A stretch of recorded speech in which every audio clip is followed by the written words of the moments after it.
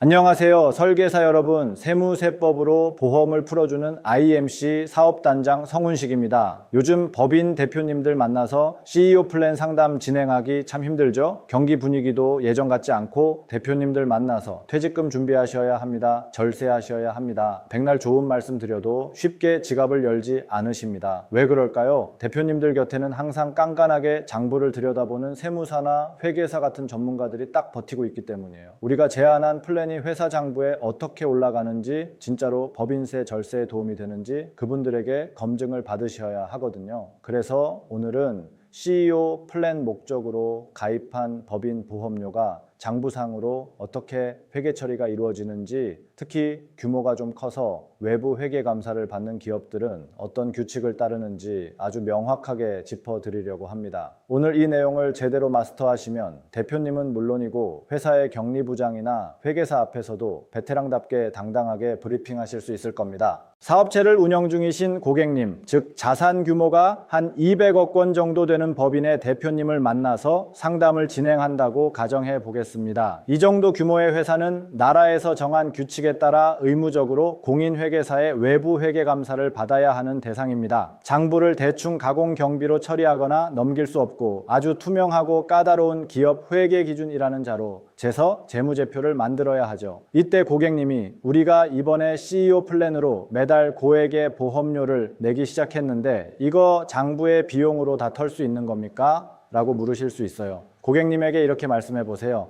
대표님, 회사 장부를 만들 때는 법인세법도 중요하지만 외감을 받는 기업은 기업 회계기준이라는 원칙을 정확히 지켜야 합니다. 나라에서 만든 회계기준원 질의 답변을 보면 법인이 가입한 보험료를 처리하는 아주 명확한 방법이 정해져 있거든요. 라고 말이죠. 자, 그럼 실제로 매달 또는 매년 법인 통장에서 보험료가 나갈 때 장부에는 어떻게 기록될까요? 우리가 보통 경영인정기보험이나 저축성 기능이 있는 보험을 제안하잖아요. 회사 돈이 나갔으니까 전액 다 비용으로 처리해서 당장 법인세를 확 줄이고 싶겠지만 기업 회계 기준은 아주 냉정합니다. 보험료가 납입되는 시점에는 이 돈을 성격에 따라 딱 두 갈래로 쪼개야 합니다. 첫 번째, 미래에 돌려받지 못하고 사라지는 돈, 즉 사업비나 위험보험료에 해당하는 소멸보험료 부분은 장부상 영업 외 비용이라는 비용 계정으로 털어버립니다. 그리고 두 번째, 나중에 만기나 해약했을 때 회사가 돌려받을 수 있도록 차곡차곡 쌓이는 적립보험료 부분은 비용이 아니라 법인의 피 같은 자산인 장기금융상품으로 장부에 올려두어야 합니다. 결국 매달 내는 돈 전체가 비용이 되는 게 아니라 저축 성격의 자산과 소멸 성격의 비용으로 나누어 올리는 것이 원칙입니다. 진짜 중요한 반전은 매년 12월 31일 회계연도 말 3,000포에 도달했을 때 일어납니다. 외부 회계 감사를 받는 법인은 연말이 되면 장부에 올려둔 장기 금융상품 자산을 가만히 두면 안 됩니다. 현재 시점에 해약 환급금이 얼마인지 조회해서 장부 상자산 금액을 해약 환급금 가치에 맞추어 새로 평가를 해주어야 합니다. 예를 들어 그동안 장부에 적립자산으로 올려둔 돈은 3억 5천만 원인데 연말에 해약 환급금을 조회해 보니 5억 원이 되어 있다면 그 차액인 1억 5천만 원만큼 회사의 가치가 올라간 거잖아요. 이걸 장부상 보험차익이라는 영업외 수익으로 잡아서 회계 처리를 하라는 게 금융감독원 전자공시나 기업 회계 기준의 답변입니다. 그런데 여기서 설계사분들이 헷갈리지 말아야 할 세무조정의 전략이 있습니다. 이렇게 연말에 회계 기준으로 해약 환급금 평가를 해서 장부상 이익을 잡아 놓으면 다음 해에 3월에 법인세 신고를 할 때는 법인세법이 잠깐 이건 실제로 돈이 들어온 게 아니라 장부상 평가일 뿐이니까 법인세 매기는 소득에서는 제외해 줄게 라면서 가산했던 평가 이익을 다시 빼버리는 손금산입이나 입금, 불산입 세무조정을 하게 됩니다. 결론적으로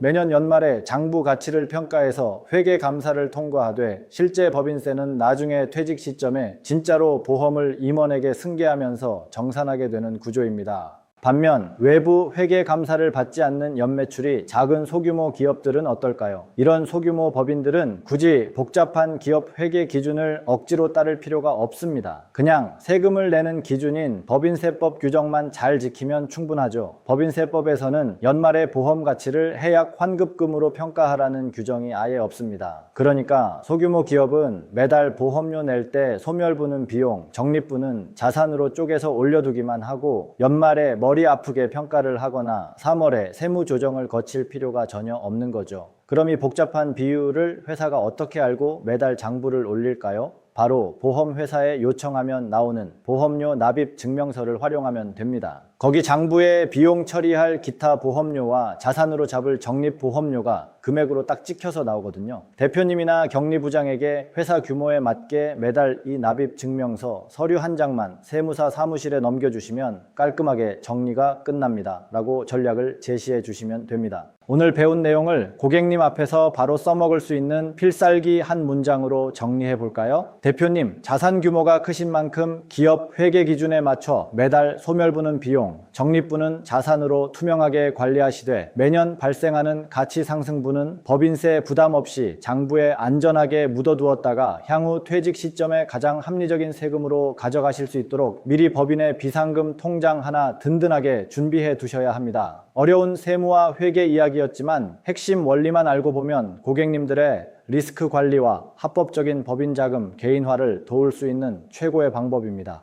당당하고 자신감 있게 법인 시장을 개척하시기 바랍니다. 세무세법을 통해 보험을 배우고 싶으신 분들, IMC 사업단에서 기초부터 탄탄히 영업활동을 하시고 싶으신 설계사님들은 아래 본문 채널로 연락주세요.